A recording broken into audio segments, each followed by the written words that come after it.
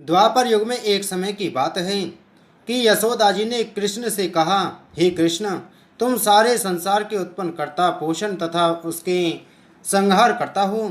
आज कोई ऐसा व्रत मुझसे कहो जिसके करने से मृत्युलोक में स्त्रियों को विधवा होने का भय न रहे तथा यह व्रत सभी मनुष्यों की मनोकामना पूर्ण करने वाला हो। श्री कृष्ण कहने लगे, हे माता, तुमने अति सुंदर प्रश्न किया है। मैं तुमसे ऐसे ही व्रत को सविस्तार कहता हूँ। सौभाग्य की प्राप्ति के लिए स्त्रियों को द्वत्रिंशत अर्थात 32 पूर्णिमाओं का व्रत करना चाहिए। इस व्रत को करने से स्त्रियों को सौभाग्य संपत्ति मिलती है। यह व्रत अचल सौभाग्य को देने वाला और भगवान शंकर के प्रति मनुष्य मात्र की भक्ति को बढ़ाने वाला है। यशोदा जी कहने लगी, हे कृष्ण, सर्वप्रथम इस व्रत को मृत्युलोक में किसने किया था, इसके विषय में विस्तार पूर्वक मुझसे कहो। श्री कृष्ण जी कहने लगे कि इस भूमंडल पर एक अत्यंत प्रसिद्ध राजा चंद्रहास से पालित अनेक प्रकार के रत्नों से परिपूर्ण कातका नाम की एक नगरी थी। वहाँ धनेश्वर नाम का एक ब्राह्मण था और इसकी स्त्री अति सुशील रूपवती थी। दोनों ही उस नगरी में बड़े प्रेम के साथ रहते थे। घर में धन धान्य आदि की कोई कमी नहीं थी। उनको एक बड़ा दुख था, उनकी कोई संतान नहीं थी, जिस वजह से वह बहुत दुखी रहते थे। एक दिन एक बड़ा तपस्वी योगी उस नगरी में आया। वह योगी बाकी सभी घरों से भिक्षा मांगकर भोजन किया करता था, लेकिन उस ब्राह्मण के घर से भिक्षा नहीं मांगा करता था। एक दिन योगी गंगा किनारे भिक्षा मांगकर प्रेम पूर्वक खा रहा था कि धनेश्वर ने योगी को यह सब करते देख लिया। सब कार्य किसी प्रकार से देख लिया। अपनी भिक्षा अनादर से दुखी होकर धनेश्वर योगी से बोले, और सभी घरों से भिक्षा लेते हैं, परंतु मेरे घर की भिक्षा कभी भी नहीं लेते, इसका कारण क्या है। योगी कहने लगा कि आपके धर्म हमें इस बात की आज्ञा नहीं देता है, क्योंकि अभी आप गृहस्थ जीवन में एक सुख से वंचित हैं। आपके घर संतान होने पर मैं आपके घर से भी भिक्षा स्वीकार कर लूँगा। उन्होंने कहा कि जिसे संतान नहीं है उसके घर से भिक्षा लेने से मेरे भी पतित हो जाने का भय है। धनेश्वर यह सब बात सुनकर बहुत दुखी हुआ और हाथ जोड़कर योगी के पैरों पर गिर पड़ा तथा दुखी मन से कहने लगा कि आप मुझे संतान प्राप्ति के उपाय बताएं। आप सर्वज्ञ हैं, मुझ पर अवश्य ही यह कृपा कीजिए। धन की मेरे घर में कोई कमी नहीं है, लेकिन मैं संतान न होने के कारण अत्यंत दुखी हूँ। आप मेरे इस दुख का हरण कीजिए। यह सुनकर योगी कहने लगे, तुम चंडी की आराधना करो। घर पहुंचकर उन्होंने यह सारी बात अपनी पत्नी को बताई और खुद वन में चला गया। वन में पहुंचकर उसने चंडी की आराधना की और उपवास किया। चंडी ने 16 दिन उसको सपने में दर्शन दिए और कहा कि हे धनेश्वर, जा तेरे पुत्र होगा, लेकिन उसकी आयु सिर्फ 16 वर्ष की होगी। 16 वर्ष की आयु में ही उसकी मृत्यु हो जाएगी।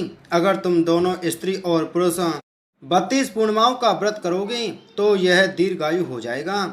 जितनी तुम्हारी सामर्थ्य हो उतने आटे के दिए जलाकर शिवजी का पूजन करना, लेकिन पूर्णमासी 32 ही होनी चाहिए। सुबह होते ही तुम्हें इस स्थान के पास एक आम का पेड़ दिखाई देगा। उस पर चढ़कर एक फल तोड़कर अपने घर चले जाना। अपनी स्त्री को इस बारे में बताना। सुबह स्नान होने के बाद वह स्वच्छ होकर शंकर जी का ध्यान करके उस फल को खा ले। तब शंकर भगवान की कृपा से उसको गर्भ हो जाएगा।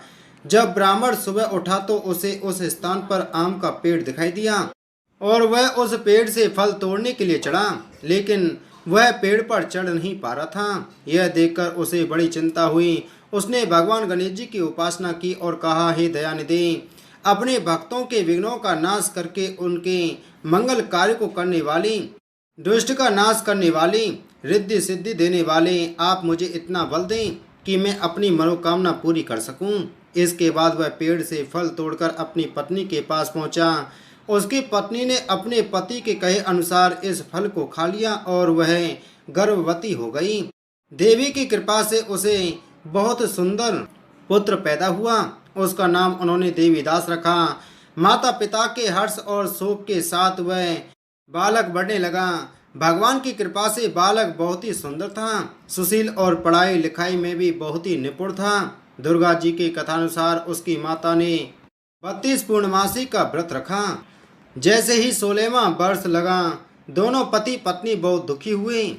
कहीं उनके पुत्र की मृत्यु ना हो जाए। उन्होंने सोचा कि अगर उनके सामने यह सब हुआ तो वह कैसे देख पाएंगे। तभी उन्होंने देवीदास के मामा को बुलाया और 1 वर्ष के लिए देवीदास को काशी में पढ़ने के लिए भेज दिया। 1 वर्ष के बाद उसे वापस लेकर आ जाना।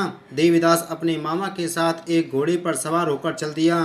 उसके मामा को भी यह बात पता नहीं थी। दोनों पति पत्नी ने 32 पूर्णमासी का व्रत पूरा किया। दूसरी तरफ मामा और भांजा दोनों रात गुजारने के लिए रास्ते में एक गांव में रुके। उस दिन उस गांव में ब्राह्मण की कन्या का विवाह होने वाला था। जिस धर्मशाला में बर और बारात के बाकी लोग रुके हुए थे, उसी धर्मशाला में देवीदास और उसका मामा ठहर गए। उधर कन्या को तेल आदि चढ़ने के बाद जब लग्न का समय आया तो बर की तबीयत खराब हो गई। बर के पिता ने अपने परिवार वालों से विचार विमर्श करके कहा कि यह देवीदास मेरे पुत्र जैसा ही है, मैं इसके साथ लग्न करा दूं और बाद में बाकी सारे काम मेरे बेटे के साथ पूरे हो जाएंगे। ऐसे कहने के बाद बर के पिता देवीदास को मांगने के लिए उसके मामा के पास गए और उन्हें सारी बात बताई। मामा ने कहा कि कन्यादान में जो कुछ भी मिलेगा वो हमें दे दिया जाए।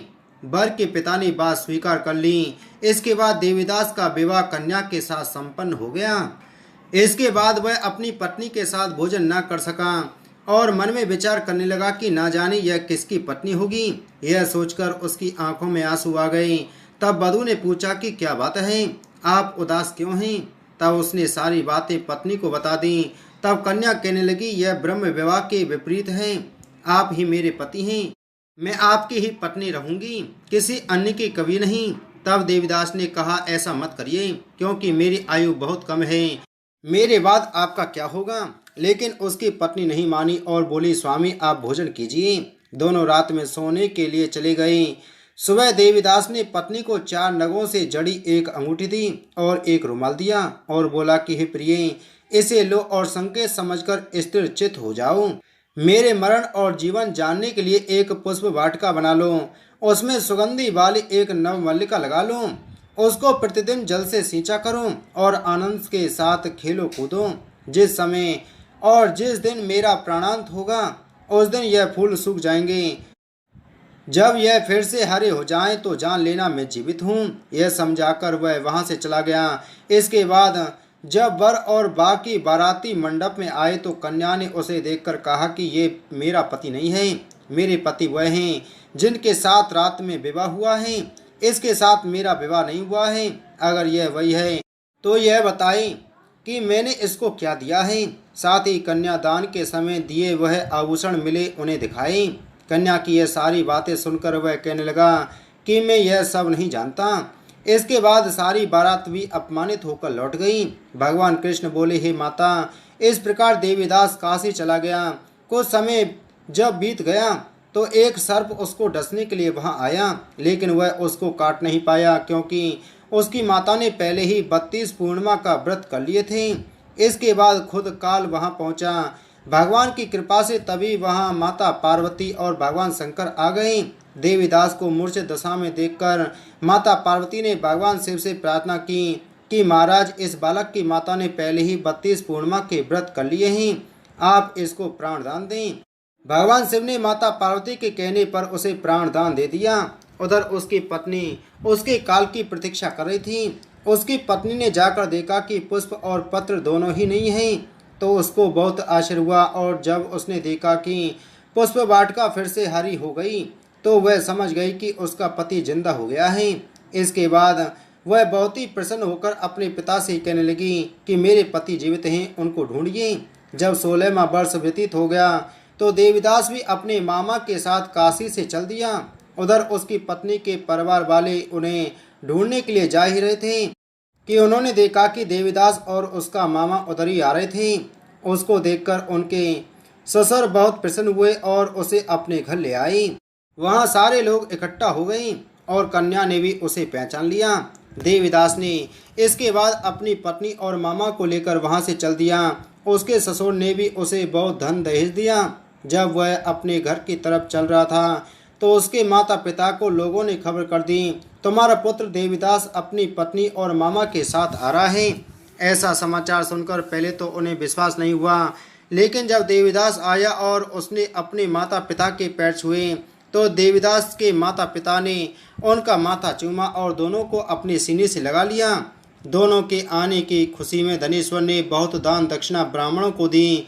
श्री कृष्ण जी कहने लगे कि इस तरह धनेश्वर को 32 पूर्णिमाओं के व्रत के प्रभाव से संतान प्राप्त हुई। जो स्त्रियां इस व्रत को करती हैं वह जन्म जन्मांतरों तक वैधव्य का दुख नहीं भोगती हैं और सदैव सौभाग्यवती रहती हैं।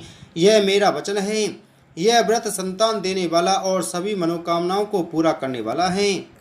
जय श्री कृष्ण।